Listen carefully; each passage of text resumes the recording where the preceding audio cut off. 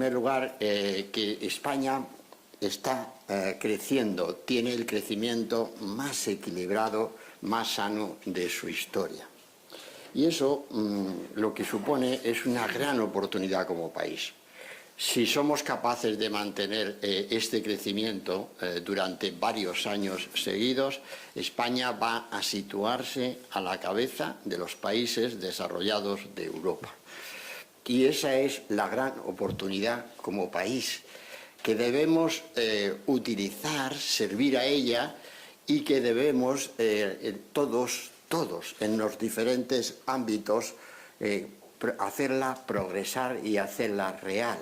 Porque lo frustrante es que tengas una materia tan importante como el crecimiento de España, de un contenido tan equilibrado y tan sano, y la frustres. Eso es lo que sería realmente peor aún que la crisis que acabamos de pasar y que estamos recuperándonos. Por lo tanto, tenemos que levantar los ojos sobre lo que nos está ocurriendo e identificar qué es lo que estamos viviendo en nuestro país.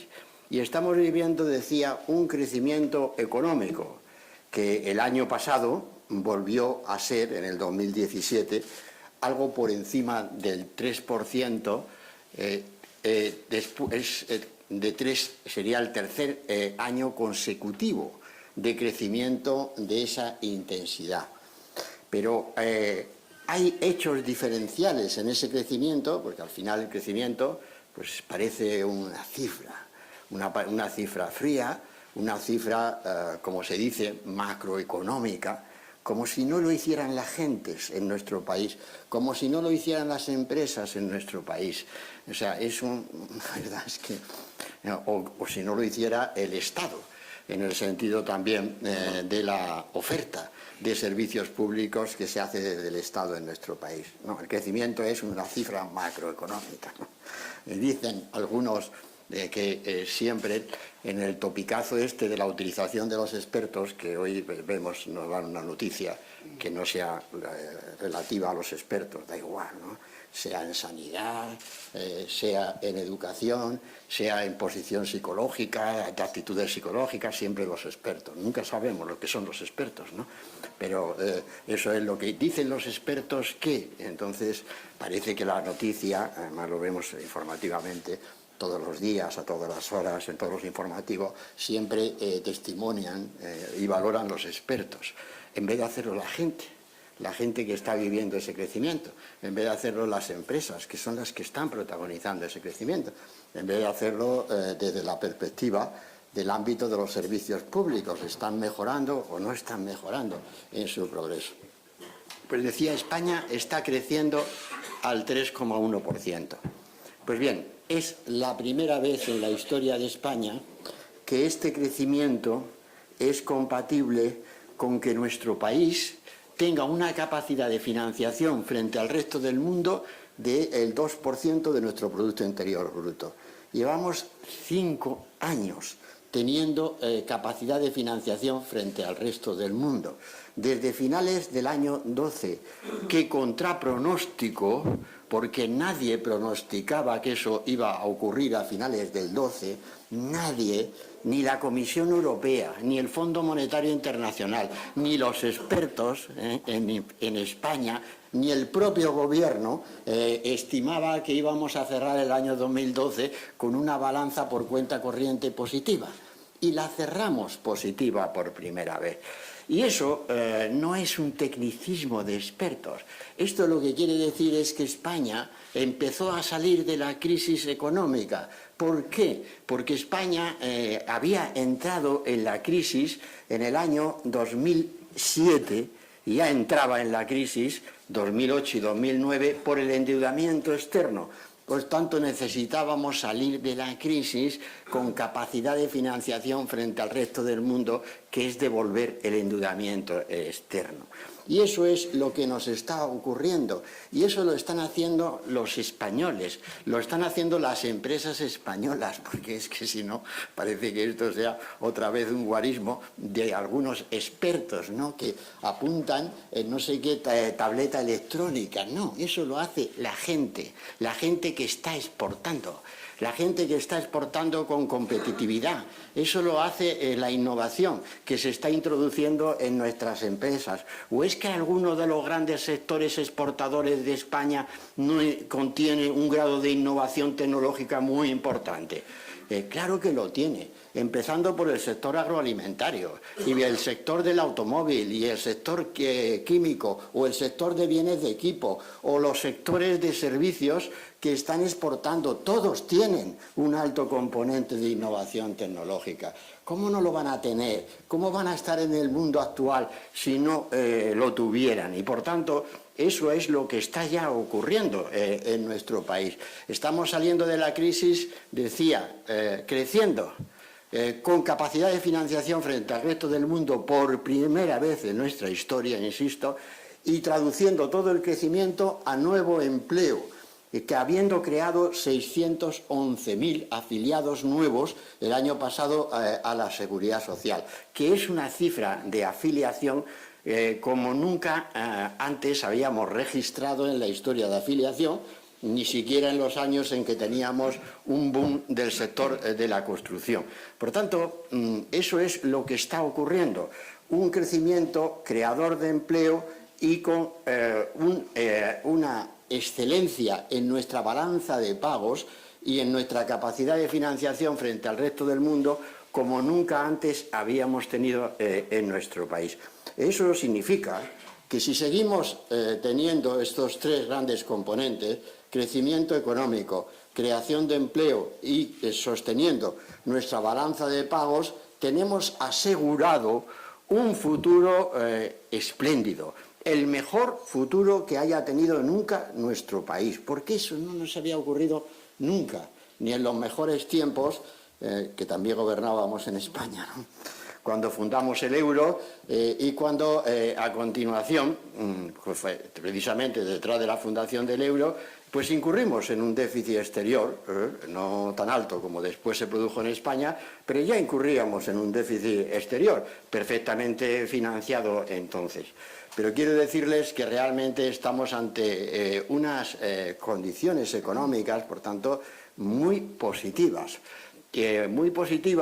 que muchas veces, lejos de poner en valor, pues lo que oímos continuamente es un discurso que tienen razón, esos discursos también, ¿no? Sobre el terreno, el territorio que nos falta. Tienen toda la razón.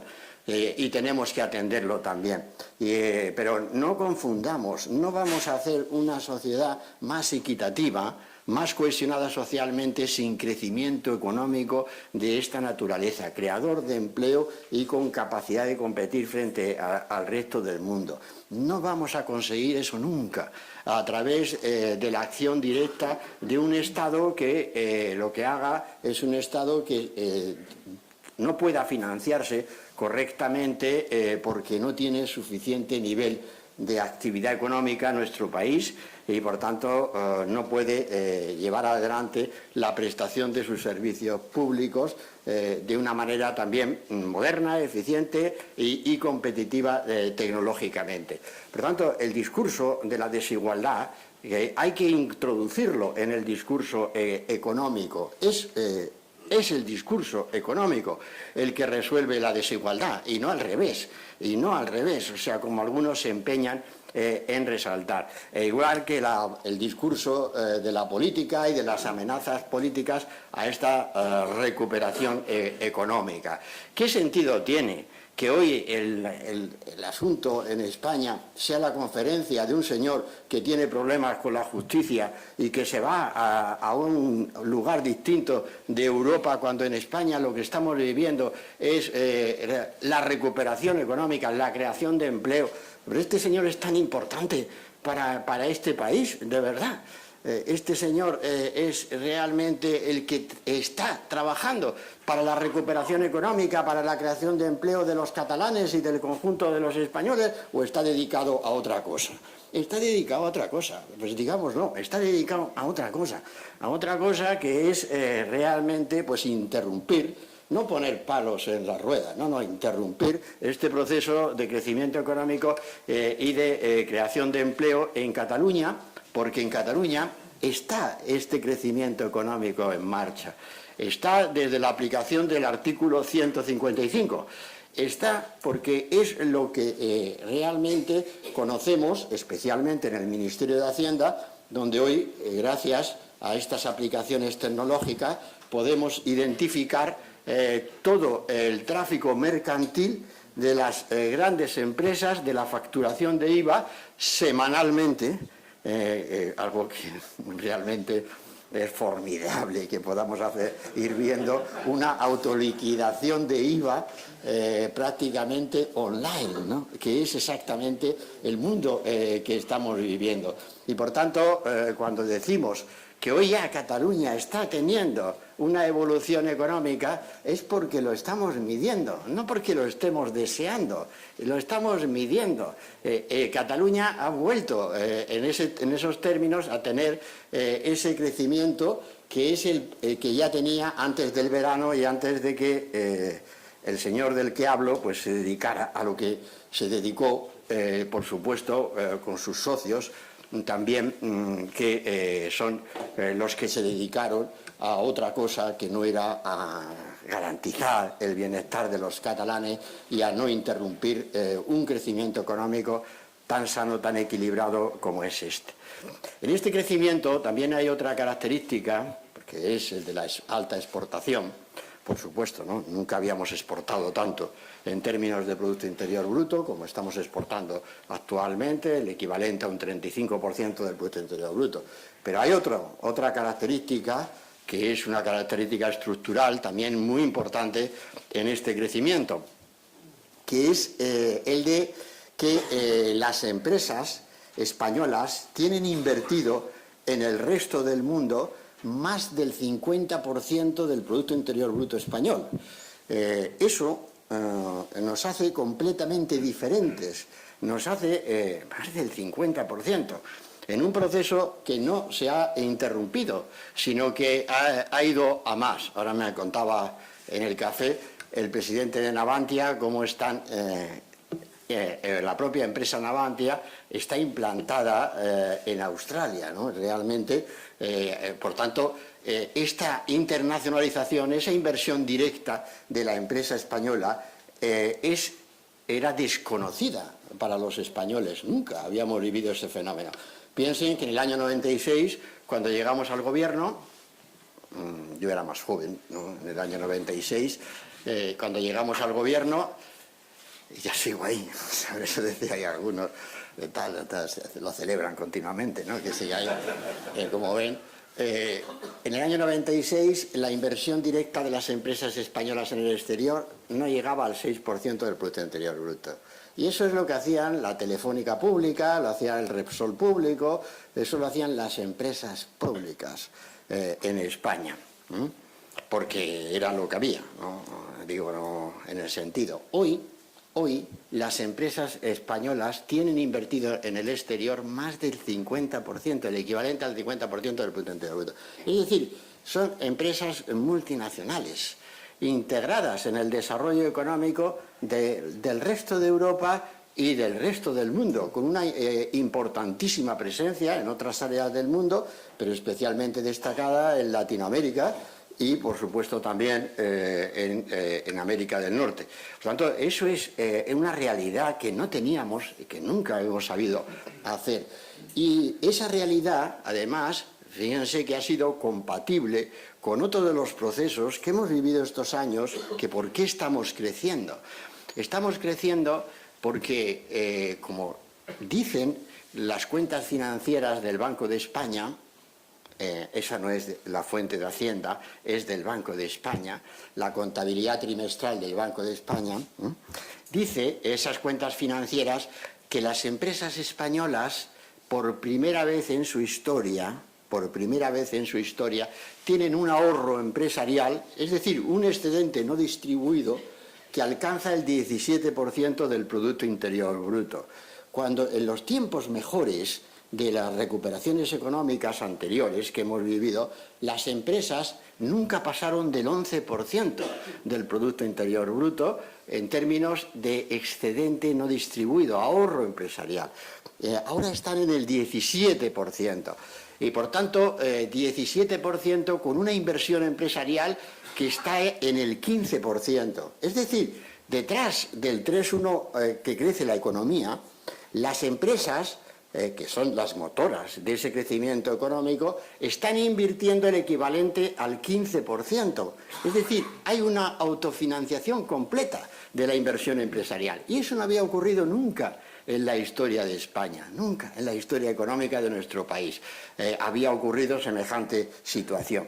Y eso es tan sano, tan bueno, es decir, no están dependiendo del crédito bancario, no están dependiendo de la financiación del resto del mundo para invertir, están generándolo con sus recursos propios.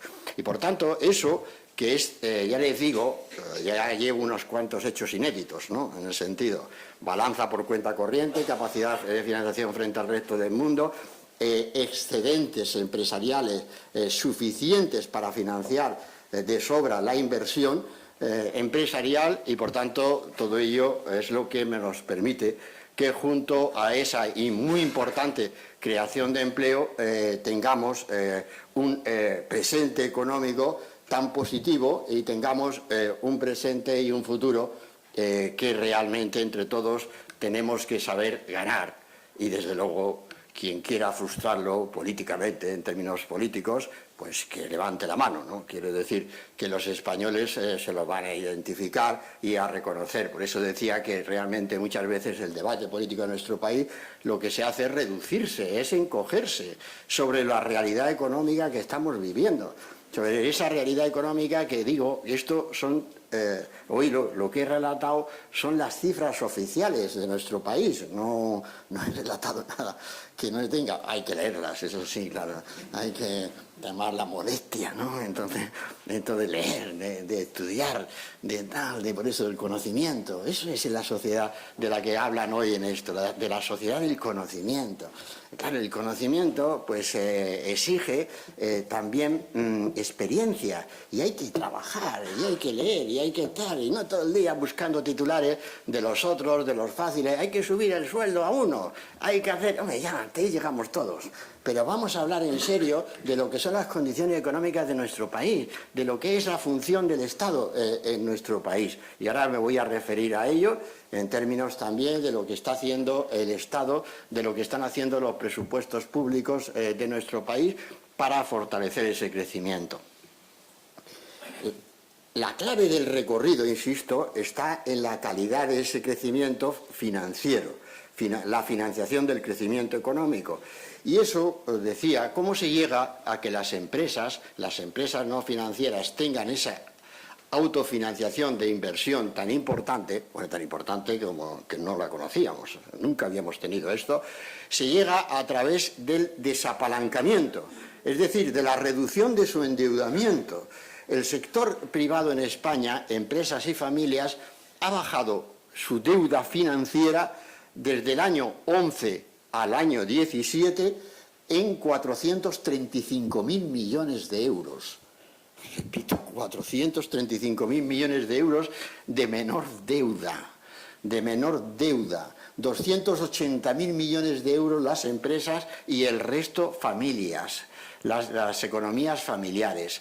Es un descenso de desapalancamiento como nunca antes tampoco habíamos conocido en nuestro país.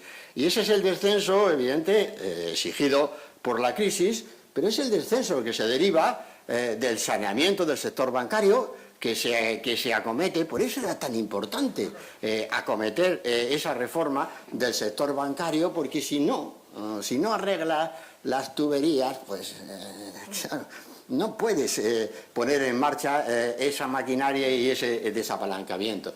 Y ese desapalancamiento, ahí están las cifras, realmente que son cifras extraordinarias respecto de ello, y por eso la inversión extranjera en España, la inversión extranjera mira a España, ¿no? Y por eso tenemos hoy los mercados financieros como los tenemos, y por eso tenemos una prima de riesgo que se va acercando a los 80 puntos básicos, ¿no? Por todo esto, porque los mercados famosos, estos mercados, ¿no?, que para la izquierda son el estigma, ¿no? Dicen que los gobiernos actuales gobernamos desde los dictados de los mercados, estas cosas de fabulaciones, ¿no? Casi de novela de memoria histórica. Los mercados lo que sí hacen es leer las cifras. Eso sí leen cifras, lo único que leen. Porque las declaraciones políticas, con razón, las ponen en su contexto y hacen muy bien. Pero lo que sí leen son las cifras. Las cifras y las cifras de nuestras empresas y las cifras de ese desapalancamiento que todavía continúa. Pero fíjense, hemos desapalancado en las empresas con una mayor internacionalización, como acabo de citar. Están más internacionalizadas y están mucho más equilibradas financieramente, lo que te lleva a que tengas el reconocimiento de los mercados. Y en términos de sector público, del presupuesto del Estado, ¿cuál es su situación? Pues el año pasado, el año 2017, pues esperamos cerrar en el 3,1% de déficit público, lo que significa que España, desde el 9,3 que teníamos en el año 11, más la deuda comercial, pues hemos hecho un recorrido de descenso del déficit público, pues realmente acorde con el crecimiento económico, o mejor dicho, que ha contribuido a ese crecimiento económico. Si hubiéramos llevado otro ritmo, pues seguramente sería incompatible con el crecimiento económico. ¿O es que España, en vez de estar creciendo al 3,1, estaría creciendo también al 5%, si hubiéramos hecho otra política presupuestaria? Bueno, realmente no se encaja nada. Pero entonces, las críticas también de que el país, España, está paralizada, hombre, menos mal que está paralizada. Crece, crea empleo, reduce su déficit público, las empresas se internacionalizan, menos mal que estamos parados como país, ¿no? Menos mal que estamos esperando a que un señor dé una conferencia en Copenhague. Esa es lo que estamos todos esperanzados en este país. Pero no, el país es otra cosa, España es otra cosa. España está en marcha y está progresando, insisto, a un ritmo y con una calidad de ese ritmo como nunca antes habíamos tenido. Y si no somos... la culpa la tenemos los políticos, que no nos explicamos. Es decir, yo comprendo que todo esto luego en televisión resumarlo. Es imposible de explicar, ya lo sé, por eso decía, pero por eso lo explicamos, ¿no? Pero luego no digan que no lo explicamos, sí lo explicamos, sí explicamos lo que estamos haciendo, sí explicamos que esa reducción del déficit público, pues he sido muy social, porque en protección social, si hemos reducido el déficit público hasta el punto de que estamos ante ya prácticamente entrando en un superávit primario en nuestro país, eso ya está ocurriendo y lo vamos a ir viendo en los finales del 2017, lo que significa que sin la carga de intereses, realmente el Estado en concreto ya estaría en superávit y por tanto eso es muy positivo que eso sea así, porque en el equilibrio presupuestario de nuestras administraciones está la seguridad de que podamos continuar con esa oferta de servicio público. Y decía que la reducción del déficit público que hemos ido alcanzando y que hemos ido consiguiendo, que además concierne a todas las administraciones de nuestro país. Somos un país descentralizado política y administrativamente. Somos un país donde hay miles de administraciones. Somos un país que dentro de esa descentralización es un país gobernable en términos económicos. Gobernable, como estamos demostrando, cuando estamos garantizando que esas administraciones están alcanzando su equilibrio presupuestario.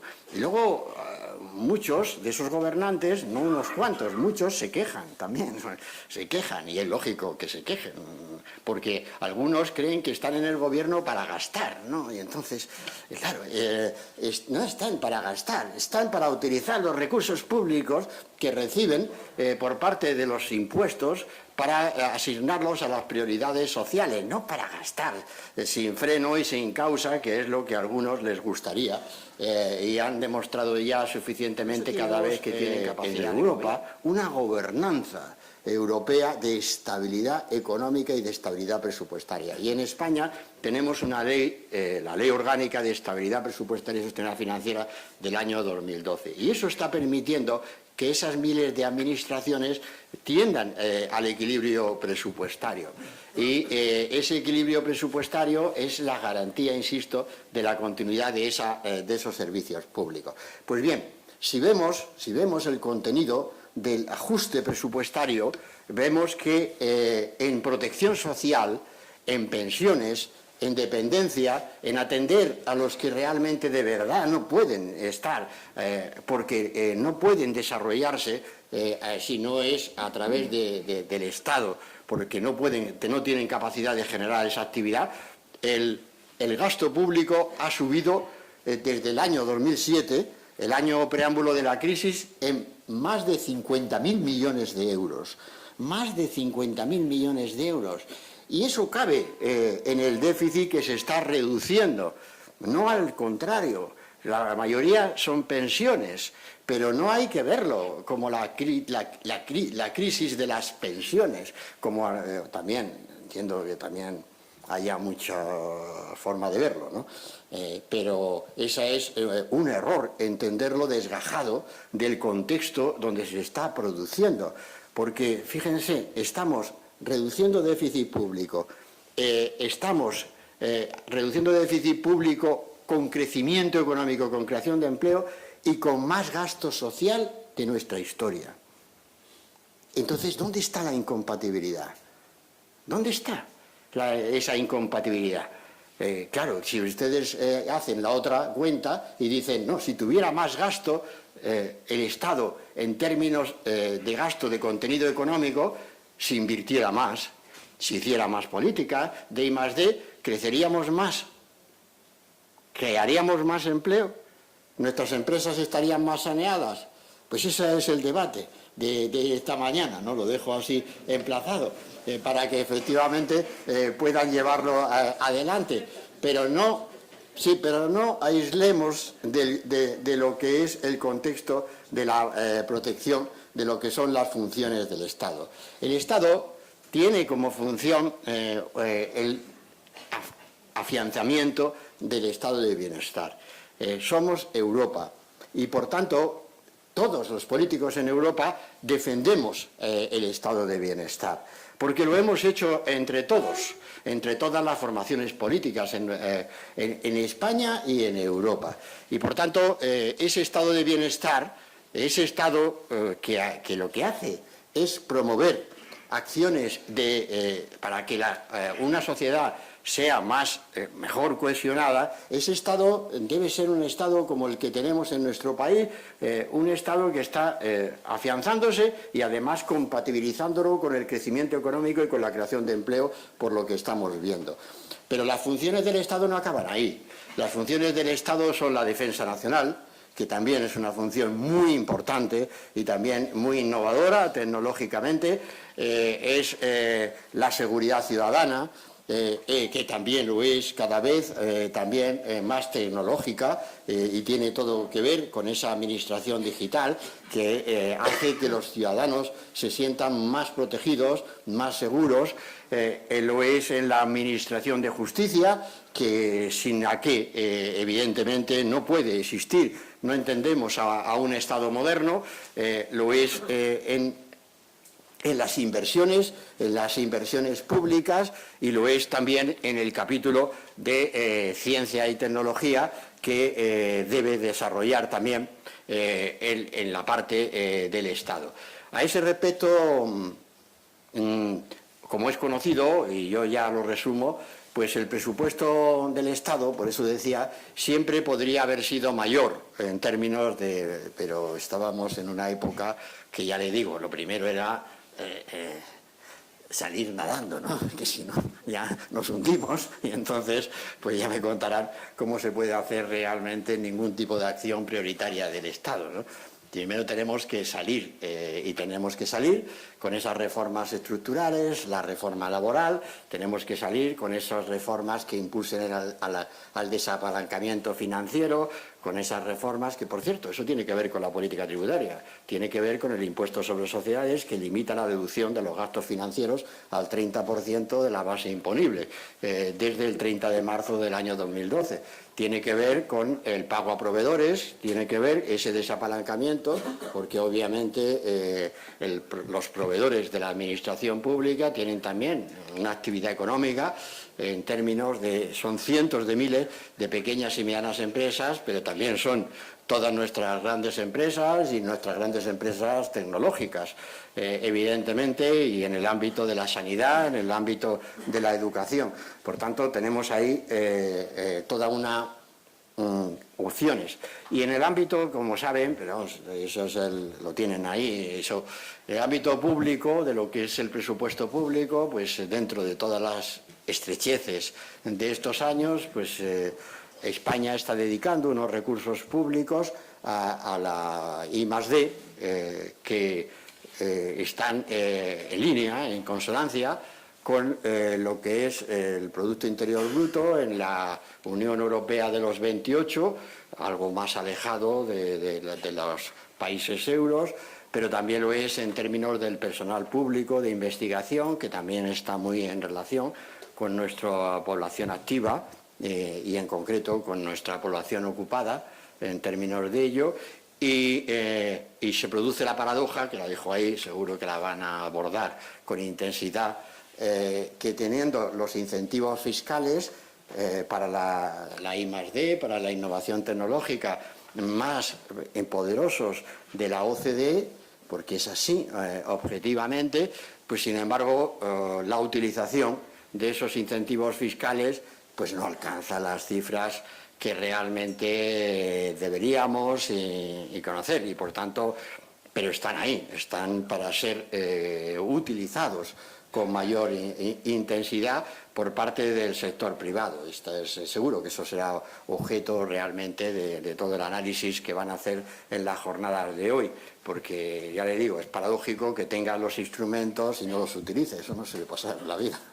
La vida suele ser al revés, ¿no? Te piden siempre que hagas cambios fiscales, instrumentales hacia los objetivos, pero en este caso no están en nuestra legislación tributaria, y lo que están tenemos que identificar dónde están los estrangulamientos que hace que el sector privado en nuestro país pues no los esté utilizando con la intensidad, y por tanto pues no, en los parámetros del sector privado no tengamos ese mayor desarrollo tecnológico.